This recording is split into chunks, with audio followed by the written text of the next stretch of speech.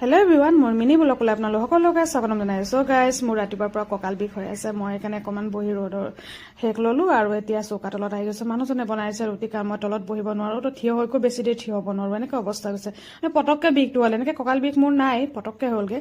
তাৰপিছত ল'ৰা খাব দিছে, ল'ৰাই দেখিছেনে বাপেকক মৰমতে খুৱাই দিছে আৰু ইফালে মোকো খুৱাই দিছে। মানে আমি দুটাই লগতে খাব লাগে মানে। তাৰপিছত মই কৈছোঁ মই পিছত খাম, তুমি আগত খাই লোৱা, নহয় তুমিও লগত খাব লাগিব, এনেকুৱা জানেনে। এয়া আমাৰ এনেকৈ মৰমতে মানে বেটাই লৈছে, বেটাৰ কাঢ়ি পেলাই আমি দুয়োটাও খাই খাই মানে আধা পেট ভৰ্তি হৈয়ে গ'লগৈ। তাৰপিছত আমি নন্দেকৰ ঘৰলৈ গৈছিলোঁ। সেইজনী নন্দেক আকৌ যিয়ে আপোনালোকক বিয়া গান গাই শুনাইছিলে, সেই নন্দেক। এই দেখিছেনে সৰু ল'ৰা আৰু সেয়া হৈছে ডাঙৰ ল'ৰা।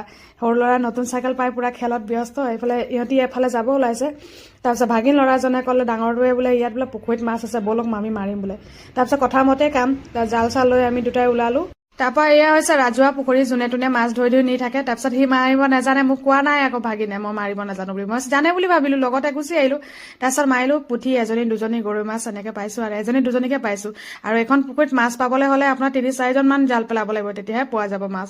তাৰপিছত এনেকৈ কেইজনীমান ধৰি ল'লোঁ। তাৰপিছত ওচৰৰে মোৰ বজনা মানে আহিছে, মামা শহুৰ এজন আহিলে, তেখেতক ক'লোঁ, তেখেতে আহি পোৱাই নাই মানে আহি আছে, ফোন কৰি মাতিলোঁ।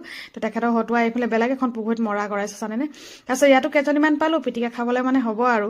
মোৰ মিনি ব্লগটি চাই আপোনালোকে কেনে পালে নিশ্চয় জনাব। ভাল লাগিলে like, comment, share and subscribe কৰিবলৈ নাপাহৰিব। তাৰপিছত আমি পথাৰৰ পৰা আহি দেখিছেনে শাকনি বাৰীত সোমালোঁ জেঠীহঁতৰ।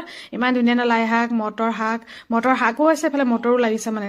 তাৰপিছত ধুৰপিবন এনেকৈ বুটলিলোঁ। মোৰ মিনি ব্লগ ইমানতে সামৰিছোঁ, নেক্সট ব্লগত আকৌ লগ পাম, বাই বাই।